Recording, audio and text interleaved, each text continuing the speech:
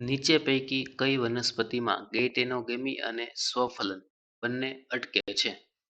તો ગેઇટેનોગેમી એટલે પરાગરજ એ જ વનસ્પતિના અન્ય પુષ્પમાં પરાગિત થાય છે. તો ગેઇટેનોગેમી જનરલી એક સદની વનસ્પતિમાં જોવા મળે છે. અહીંયા આપણે સ્વફલન અને ગેઇટેનોગેમી બંને અટકાવવાનું છે, તો એને મિનિંગ એક સદી વનસ્પતિ હોવી જોઈએ નહીં.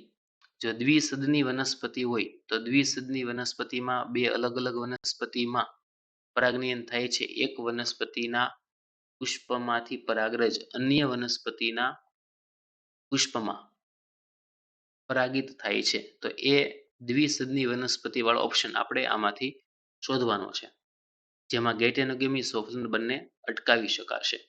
તો જાસૂદ જે છે એ દ્વિલિંગી પુષ્પ છે, દ્વિલિંગી પુષ્પ ધરાવે છે એટલે એ એક સદની વનસ્પતિ ગણાશે, કેમ કે એક જ વનસ્પતિમાં નર અને માદા પ્રજનકો આપેલા છે. પપૈયું, તો પપૈયું એ દ્વિસદની વનસ્પતિ છે. નર પપૈયું અને માદા પપૈયું બંનેના વૃક્ષ અલગ અલગ હોય છે. દિવેલા અને મકાઈ, તો અહીં દિવેલા અને મકાઈ બંને જોઈએ તો બંને એક સદની વનસ્પતિ છે, એટલે બંનેમાં એકલિંગી પુષ્પ તો ધરાવે છે, પણ નર પુષ્પ માદા પુષ્પ એક જ વનસ્પતિમાં જોવા મળે છે.